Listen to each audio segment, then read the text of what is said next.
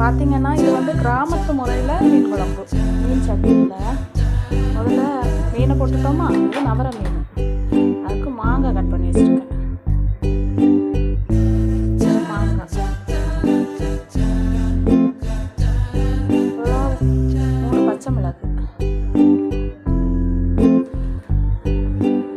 அப்புறம் தக்காளி,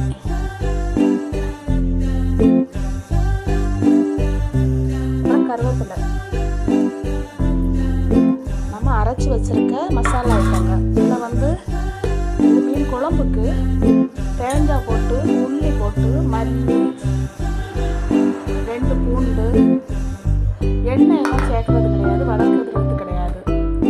கிராமத்து முறையில் எண்ணெய் இல்லாமல் கூட்டி வச்சா குழம்பு ரொம்ப நல்லாயிருக்கும். தேவைக்கேற்ப புளி, நான் மாங்காய் நிறைய போட்டதுனால புளி கம்மியாக ஊற்றுவேன்.